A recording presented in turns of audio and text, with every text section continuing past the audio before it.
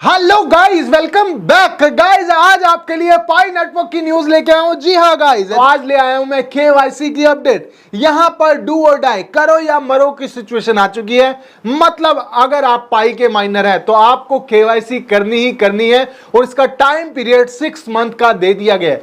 6 महीने में आपकी केवाईसी नहीं हुई तो आपके अकाउंट को कर दिया जाएगा डीएक्टिवेट। तो यहां पर आपको 6 मंथ की जो केवाईसी है उससे पहले अपनी केवाईसी कर लेनी है। अगर आपके कुछ ऐसे अकाउंट थे जो आपको अब नहीं पता या आप माइन करके भूल गए, उसकी रिकवरी का भी कोई चांस नहीं है। मतलब सीधे तौर पे आप केवाईसी करो तो आपको कॉइन्स मिलेंगे, नहीं करोगे तो नहीं मिलेंगे। डू और डाई। अब बात कर लेते हैं गाइस इनके इंटरफेस के बारे में कि अभी का इंटरफेस क्या है। तो यहां पर मैं चला जाता हूं पाई के ऑफिशियल एप्लीकेशन पे और रिकॉर्डिंग को कर देता हूं स्टार्ट, जहां से आप रिकॉर्डिंग देख पाएंगे। यहां पर देखिए, सबसे पहले मैं अपनी पाई की माइनिंग ऑन कर लेता हूं कि पाई की माइनिंग ऑन नहीं है। ठीक है, यहां पर आगे आप इंटरफेस पे जहां पर लिखा हुआ है ग्रेस पीरियड। अब इसका क्या मतलब है, यहां पर आपको केवाईसी का और हां मेन नेट माइग्रेशन का भी टाइम है। यहां पर केवाईसी का जो माइग्रेशन है, केवाईसी और माइग्रेशन ये दोनों अलग अलग चीजें हैं। मतलब जो आपके कॉइन केवाईसी होने के बाद आपके वॉलेट के अंदर आते हैं उसको बोलते हैं माइग्रेशन। माइग्रेशन भी आपने कंप्लीट करनी है। वो स्टेप जो मेन नेट के स्टेप थे वो भी क्लियर करने हैं और केवाईसी को करना है 6 मंथ के अंदर। यहां पर आप पूरा रीड मोड पे आएंगे तो आपको कंप्लीट जानकारी दी गई है। लेकिन गाइस, जानकारी की बात करूं तो मैं आपको पूरी जानकारी जो भी इसके अंदर थी रीड मोड में वो मैं आपको बता चुका हूं। मतलब आपने 6 महीने में केवाईसी करनी है। जिनकी पेंडिंग है उनकी या तो अप्रूव हो गई है, कैंसिल हो गई है। टेंटेटिव वाले में या तो अप्रूव हो गए हैं, कैंसिल हो गया है, रीसबमिट का ऑप्शन आ गया है। जाइए रीसबमिट कीजिए, आराम से कर लेना।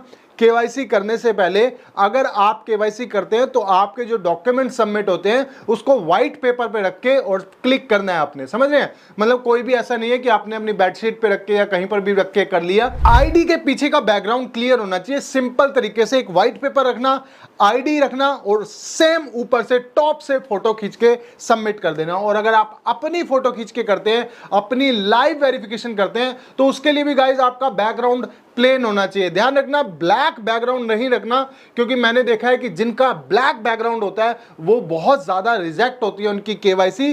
क्योंकि जो बोट है, पहले जो है ना, बोट उसको वेरीफाई करता है और ब्लैक बैकग्राउंड के साथ बोट जो है वेरीफाई नहीं कर पाता। ये एक एरर आता है। तो ध्यान देना, जब भी आप बैकग्राउंड रखें अपने पीछे का तो प्लेन बैकग्राउंड रखें, व्हाइट, क्रीम, कुछ भी रख सकते हैं आप, मगर ब्लैक ना रखें। और ध्यान देना कि ज्यादा मतलब पीछे का सामान ना हो। कहीं रूम में कर लेते हैं, बहुत ज्यादा चीजें रखी होती है पीछे, उसमें भी बोट आपकी आईडी को रिजेक्ट कर देता है। प्लेन बैकग्राउंड से कर लेना, कोई भी वॉल वगैरह के साथ देख लेना और वॉल के पास केवाईसी कर लेना। लाइट अच्छी होनी चाहिए, लाइट जरूर अच्छी होनी चाहिए, क्योंकि अगर धुंधला होगा या फोकस नहीं होगा या आपकी आईडी थोड़ी अंधेरे में होगी तो भी आप रिजेक्ट हो जाएंगे। तो इस बार कहीं भी रिजेक्शन आपने नहीं देखनी है। आईडी एकदम क्लियर होनी चाहिए। अगर आधार कार्ड वगैरह साफ नहीं है, खराब हो गया आपका आधार कार्ड, तो नया आधार कार्ड बनवा लो, क्योंकि उसमें कुछ ज्यादा नहीं लगना। आपने ओटीपी लेना है, नया आधार कार्ड आपका आ जाता है। नई फोटोकॉपी करके उसकी प्रिंट आउट खींचो। और एक और गलती जो होती है कि भाई फोटोकॉपी की फोटो डाल देते हैं। मतलब आपका आधार कार्ड जो होता है वो कलर फोटो के साथ होना चाहिए, उसी की फोटो आपने डालनी है, नहीं तो फिर से रिजेक्ट हो जाएंगे। बिल्कुल ध्यान देने वाली बात है, इस बार रिजेक्ट नहीं होनी चाहिए, क्योंकि इस बार सिचुएशन है डू और डाई की। आपकी अगर रिजेक्ट हुई इस बार तो अकाउंट हो जाएगा आपका बेकार।